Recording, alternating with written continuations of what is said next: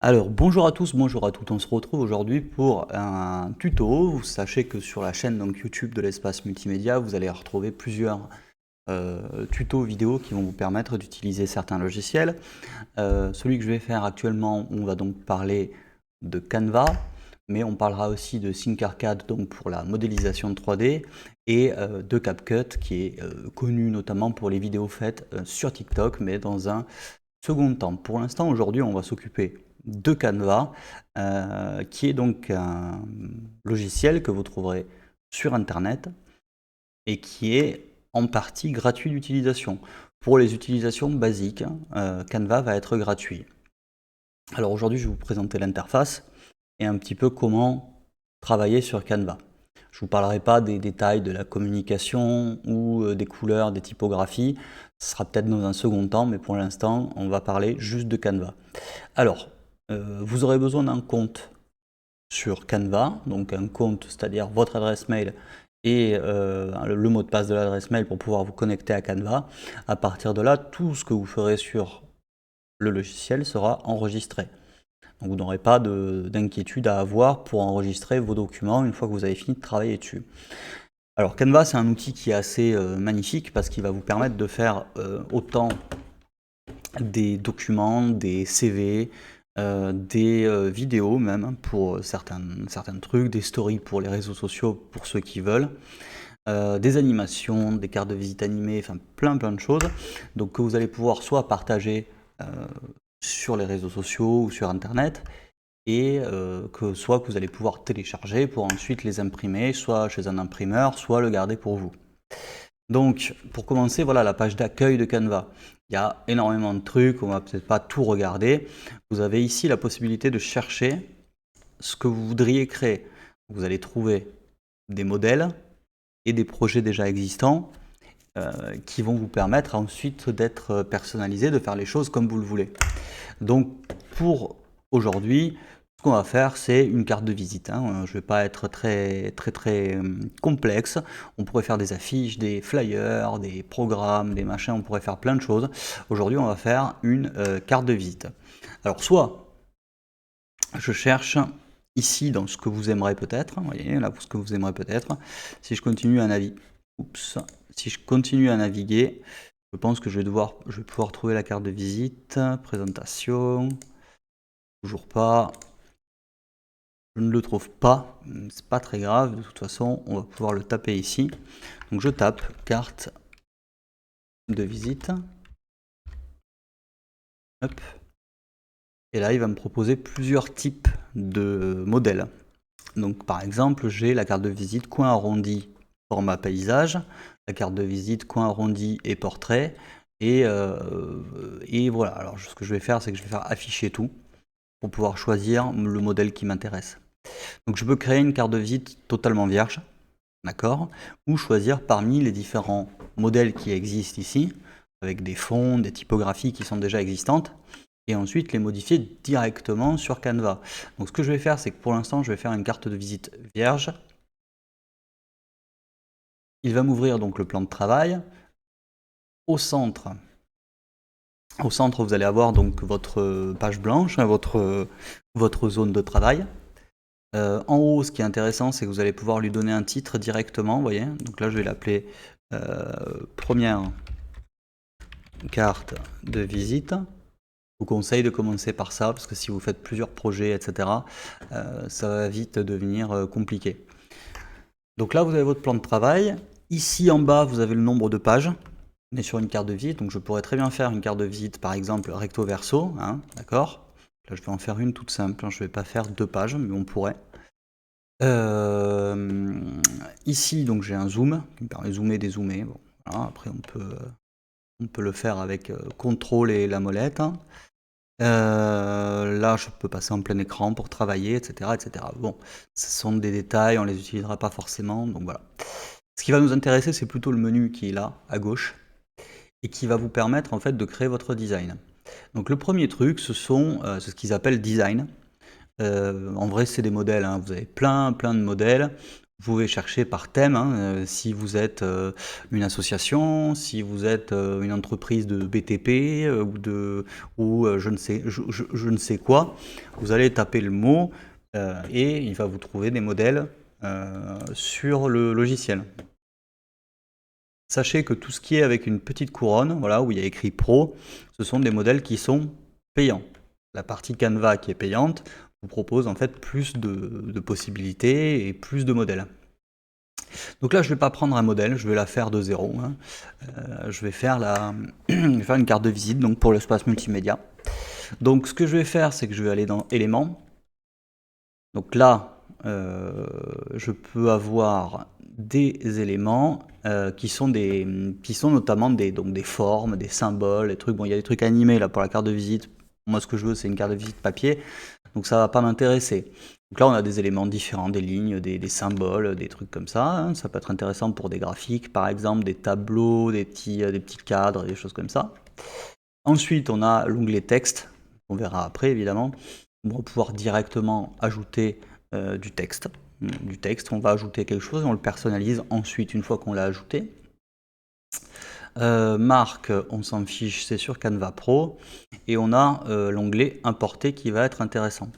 Pourquoi? Parce que ça va vous permettre d'importer vos propres dessins, vos propres logos, etc. Donc évidemment, moi, ce qui va m'intéresser, c'est de trouver effectivement mon logo. Donc alors attends, je cherche. Où est-ce que je les ai mix?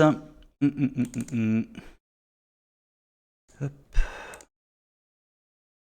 Il est ici. Tac à tac 2022. Ok, donc je vais prendre mon logo, je vais l'ouvrir et il va se charger ici. Donc j'attends qu'il charge. Selon les images que vous mettez, ça peut prendre plus ou moins de temps. Après, j'ai plus qu'à le prendre, le faire glisser et par exemple le mettre au centre de ma page. Voilà, donc, je peux l'agrandir évidemment. Hop, l'agrandir un petit peu, je vais le mettre par là. Et donc là, par contre, je ne peux pas toucher à ce que j'ai écrit dessus, c'est une image, hein, donc là, je ne peux pas y toucher. Par contre, ce qui va m'intéresser forcément ensuite, c'est de rajouter peut-être un fond, les informations de contact, etc. etc. D'accord? Hop, je prends mes infos quand même. Donc là, ce que je vais faire, c'est que je vais commencer par ajouter un fond. Donc pour ajouter un fond, je vais aller dans éléments. Alors évidemment, encore une fois, vous pouvez aller dans importer un fond d'écran ou un fond comme vous le désirez. Donc moi, ce que je veux, c'est abstrait. Je veux quelque chose d'abstrait en fond de ma carte. Donc évidemment, je ne vais pas aller dans tout ce qui est pro. Alors, est-ce que je peux? Ça, je sais pas. Dans les filtres. Non, pas l'impression. Je vais pas prendre ce qui est pro, évidemment. Je vais aller dans les illustrations, afficher tout. Et je vais choisir une illustration qui me plaît. J'aime bien l'idée. Hop, hop, hop, pom, pom. Ça, c'est pro. Alors après, avec tout ce qui est pro, évidemment, on peut faire beaucoup plus de choses, hein. Mais après, avec la version gratuite, on va déjà très très loin, hein. Je vais être très franc, on va très très loin. Je vais aller peut-être dans les formes géométriques, ça sera peut-être plus ça.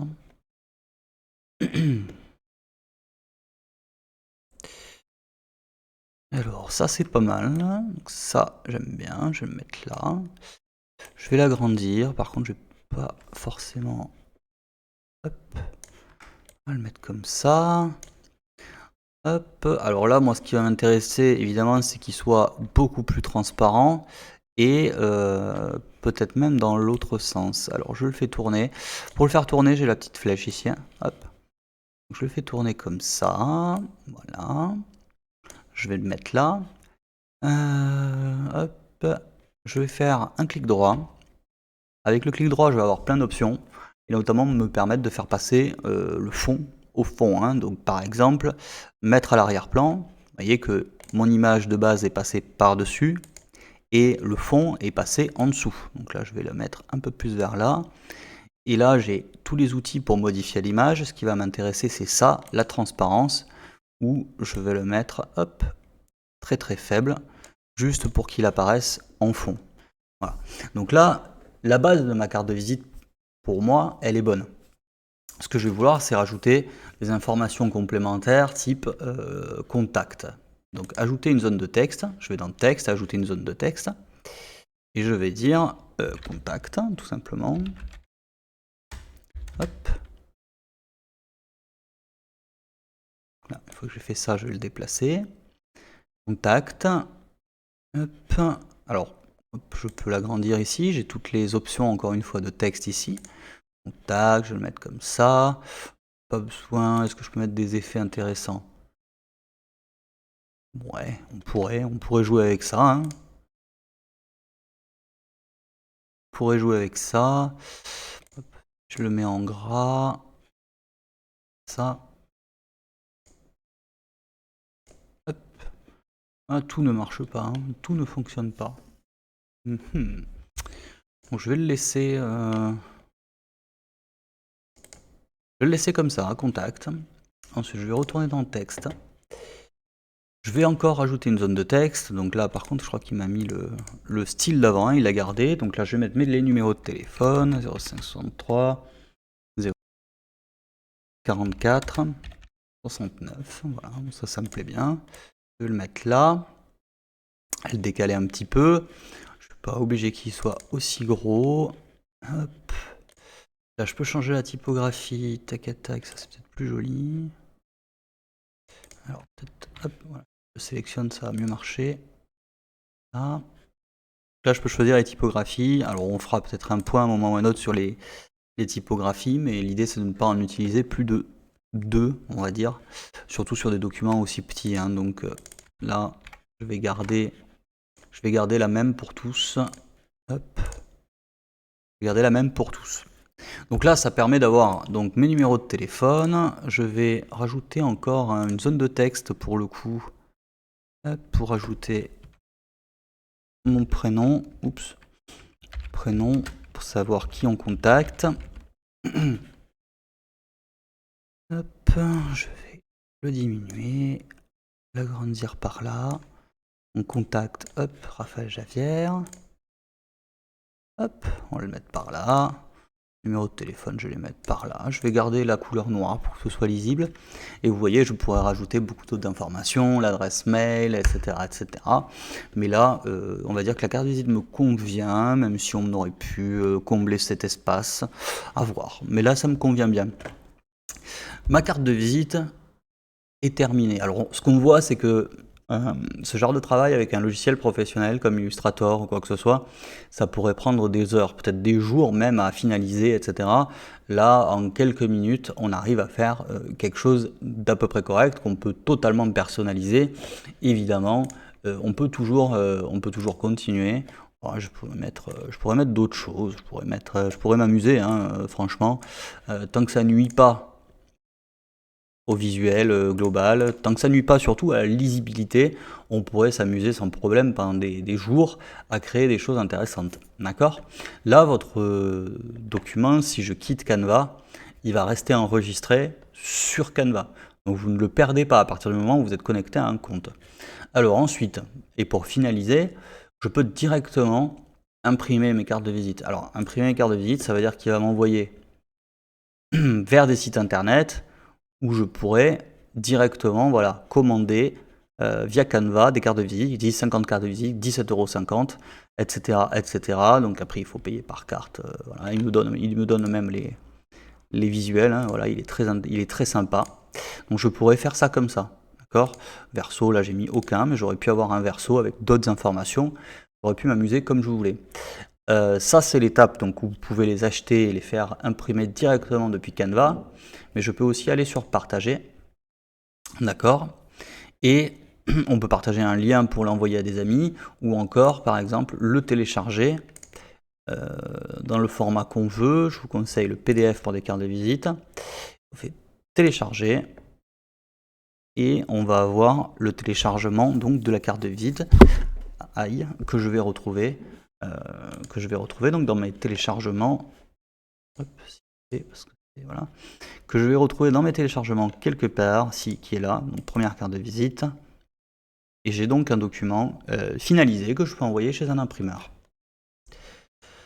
Alors, voilà tout pour le début de Canva, vous pourrez vous exercer évidemment avec tous les modèles et tous les types de trucs qu'on vous propose. Il y a des centaines de choses. On peut faire, vous verrez que le générique de cette vidéo a été fait avec Canva aussi. Donc on peut faire énormément de choses, et notamment avec la version gratuite. Donc il ne faut pas hésiter à expérimenter, à s'amuser. Si je vais dans mes projets ici, vu que j'ai été connecté, j'ai ma carte de visite qui est ici, on la voit pas, mais j'ai ma carte de visite qui est enregistrée, et du coup qu'on garde définitivement. Alors ça par contre j'en ai pas besoin, tous les trucs qui servent à rien là, hop, j'en ai pas besoin, hop, hop. Donc ça par contre, est-ce que je peux le supprimer? Poum poum.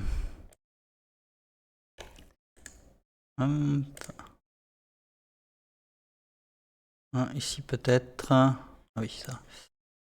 Donc, hop, hop, hop. Et ce qu'il faut faire du coup, un par un.